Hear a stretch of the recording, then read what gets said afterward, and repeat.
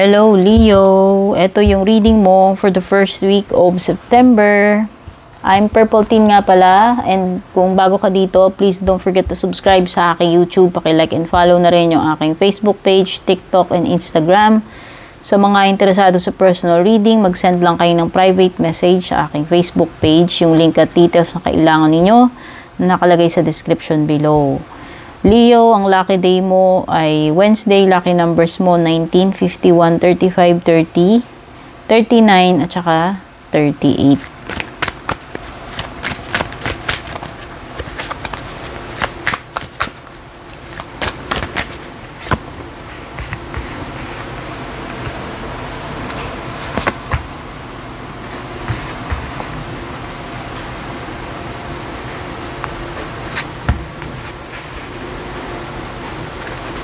Alam mo, Leo, may na-feel ako dito na parang pupunta ka dun sa place na, alam mo yun, may mga magagandang memories ka. Okay, parang babalikan mo yun o pupuntahan mo yun, no? Tamang lang, para ka lang gusto mong mag-time travel, no? And by going to that place, parang manunumbalik sa'yo, lalasapin mo uli yung mga memory. So, yan, parang lang, gusto mo lang uling ma-feel yung happiness mo na yun or kung ano man yung magical moment noon na nangyari doon sa place na yun. Kaya gusto mong puntahan yun. And pwedeng pupuntahan mo nga. Okay? Oh. So, nakikita ko rin may happiness ka with the Sun card. Ang ganda. No, although, tatlo yung mo dito, major cards. So, pwedeng may 3 major events paparating sa iyo, Leo. Ito yung mga pagkakataon na hindi laging nangyayari. So, kumbaga mga big time itong mga paparating sa iyo na pangyayari. Hindi yung typical na nangyayari sa day-to-day basis, no? So, the Sun card, this is a card of happiness. This is also a card of good health. So, nakita ko dito, very strong ka. If ever you are facing something, magiging malakas ka na harapin yan. And hindi ka, alam mo yun, hindi nila madidim yung kaliwanagan na nanggagaling sa iyo. Alam mo yun, kung may mga tao man na they're trying to pull you down or parang sinisira nila yung magandang diskarte mo or mood mo, hindi sila magsasucceed. Kasi sobrang lakas ng kaliwanagan ng araw No, hindi nila kayang they will not be able to steal your sunshine, yun lang yung masasabi ko. They will not be able to rain on your parade. Hindi nila masisira itong happiness mo, itong napakagandang energy mo kasi ikaw ay nagliliwanag. You are literally glowing up. So, ayan. Pwedeng iba sa inyo, makaka-encounter kayo ng glow up itong first week of September, no? This is also a period of pagiging happy, contented, and full of optimism and energy. So, ayan. Ang ganda. Sobrang ganda at lakas ng energy mo, Leo. Hindi nila kayang, hindi nila kayang, hindi kaya nung kadiliman ito. Kung may mga kadiliman man dyan sa gilid-gilid mo, hindi nila kaya yung kaliwanagan ng sun na nagra-radiate galing sa iyo. Malulusaw sila dyan. Merong the tower, yun nga lang, pwedeng may surprise, something unexpected na mangyayari sa iyo. Etong first week of September. No, pwedeng magdala to ng pwede siyang magdala ng chaos actually. Pero okay lang kasi, alam mo, ito ay shake up, Leo. Baka may mga kailangan lang gawin ni universe to para lang ma-reveal yung mga dapat mong malaman. Kasi Sun card is also a revelation. So, yan, pwede. No? May purpose itong, shocking moment na ito na mangyayari with the Tower card para ma-reveal yung dapat na i-expose dito. Okay? some of you, you are trying to, to search for answers, ito, about dito sa mga bagay na, naguguluhan kayo, or parang meron something mysterious kasi, with the moon card, no? Parang, para sa inyo, isang puzzle, isang palaisipan, kung ano man to. Ito, this thing is confusing you, at kaya yun, hinahanap nyo yung kasagutan dyan. Pero kayo mag-alala dahil nandito na nga yung the sun card. Kung ano mong mga shadows lurking around dito sa moon mo, yun yung mare-reveal. Kung ano man tong mga bagay, creatures na nandito sa ilalim ng moon card. Kasi dito sa moon card, may mga creatures to sa ilalim ng tubig. Diba? Yung tubig, hindi naman natin alam anong meron sa ilalim. No, yan yun. So, pwedeng may mga ma-expose. Ayan, maliwanag yan kasi meron kang sun card, tower, and moon. Meron ditong revelation. May ma-expose, no? Kung ano man tong mga nakatago na yan na yung lilitaw. Meron kang Knight of Swords, so pwede kang may makadeal na Gemini, Libra, Aquarius. Okay, this is something na dapat hindi ka maging impulsive sa gagawin mo, decision o kilos. Ayan, no? Make sure na hindi ka nagmamadali, no?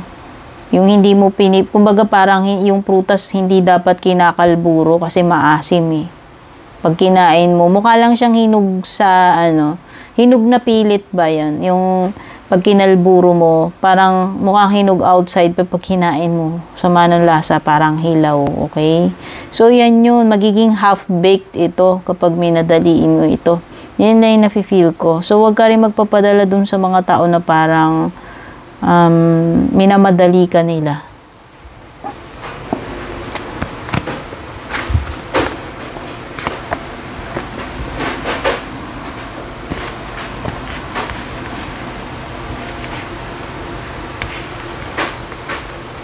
Uy, mukhang may kaganapan sa March. Medyo matagal pa naman, pero mga ilang buwan, mabilis na naman yung isang buwan lumipas. Ayan. Tandaan mo na lang, mukhang may kaganapan sa March dito para sa iyo, Leo. Meron needle and thread, a sincere wish will be granted. Ayan, ang ganda. So, mukhang merong wish come true para sa iyo itong first week of September, Leo. Ang gandang card. Kung ano man yan. Kung dahil daw ikaw ay sincere dito, ibig sabihin na-feel ni God, na-feel ni universe na talagang deserve mo ito kasi sincere ka dito sa kung ano man tong hinihiling mo or pinagdarasal mo. And mukhang ipagkakaloob sa'yo yan. Time to get out of a situation daw, Leo. Parang warning to, Leo, na kung may pagkakataon ka, umalis ka na dyan sa kinaroroonan mo. Lugar man yan, relationship or situation. Kumbaga, ito na yung opportunity mo na iligtas yung sarili mo or makaalis ka dyan sa kinalalagyan mong yan. Meron ding dark man, dealings or relationship with the man with dark complexion or hair. Yan. Kung may encounter ka. Karelasyon mo man to, hindi, kaibigan man, jowa. Basta may ma-encounter ka lalaki. Na kung hindi daw dark yung skin, dark yung buhok. Very dark yung buhok, no? So, para sa love life mo naman, Leo, first week of September. Okay.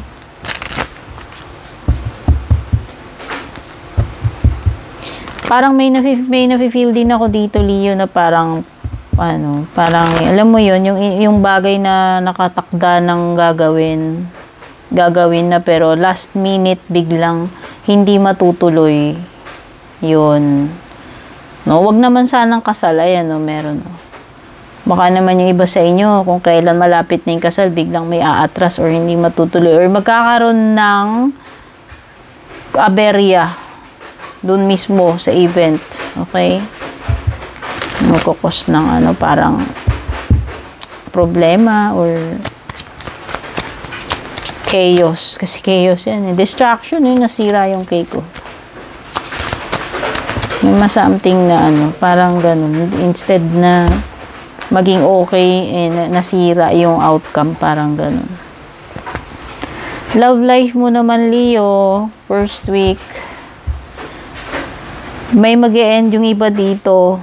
May kipag-break kayo. At this time, wala na talagang balikan. Ayan, hanggang dyan na lang. Para sa iba. Tutuldukan nyo na to, yung relationship na yan. Meron ka rin ditong Cupid sa arrow. Have faith, love is coming, surprise invitation, or meeting, hesitation. So, pwedeng yung iba dito, merong attraction. Ayan, may mapapanan daw ni Cupido. Whether ikaw man to. No, may pwedeng, kung hindi ikaw yan, may magkakagusto sa'yo. O may imbitahan ka pa nga, possible na magkaroon kayo ng, dito, pagkikita nitong person pagtatagpo.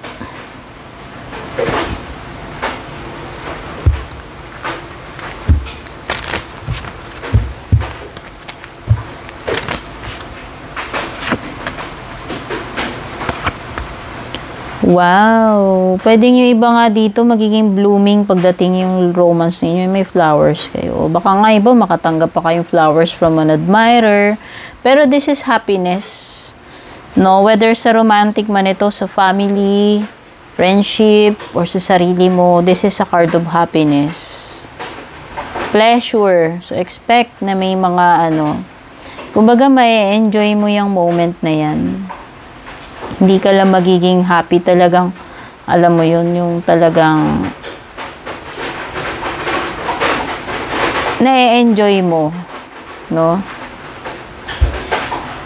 Okay, so pwede nyo iba dito, make sure na huwag kayong magtiwala sa mga strangers, yan. So, mag-ingat din kayo, kasi parang may harm, malapit kayo sa harm. Ayan, may danger dito, whether sa stranger, or mag-ingat kayo sa mga disgrasya, anything na pwede nyo ikapahamak, or masaktan kayo, no? Ayan. At kung gagawa kayo kung magkakaproblema kayo, pwede namang masosolve nyo yung problem nyo, kaya lang, alam mo yun, kailangan mo ng mabilis na approach or action, para maagapan mo daw yun. Kung ano man yung problemang kakaharapin ninyo, Leo.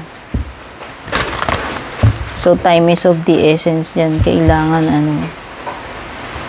mabilisan kapag umaksyon ka dyan sa problema na yan para maagapan mo.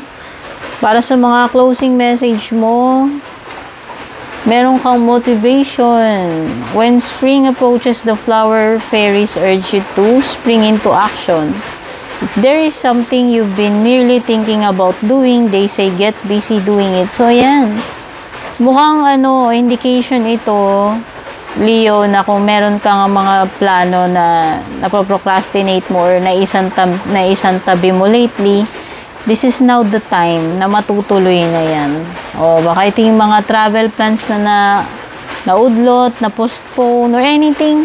Kahit hindi travel, basta kung meron kang gagawin, magiging inspired ka na, and this time mukhang magagawa mo na, matutuloy na yan. Flourish. The lotus flower fairy tells you to learn from experience and shed your inner light on any unclear areas of your life of those of others. Okay, this is learning, nakikita ko. Na parang ibinabahagi mo yung experience mo, whatever na natutunan mo out of your experience, ano man yung mga naranasan mo na yan, and na-learn mo yung pwedeng malalaking lessons, pwedeng maliliit, basta anything na na natutunan mo doon, parang ina-apply mo ngayon, and parang yun din yung parang sinishare mo sa iba, yung naging experience mo, para alam mo yun, para maiwasan din nila yung mga ganong problema, or matuto rin sila dun sa naranasan mo. Okay? So yan, ito yung mga ito yung reading mo for the first week of September, Leo. Thank you so much for being here. Don't forget to like and share. Don't forget to subscribe. Take care and God bless.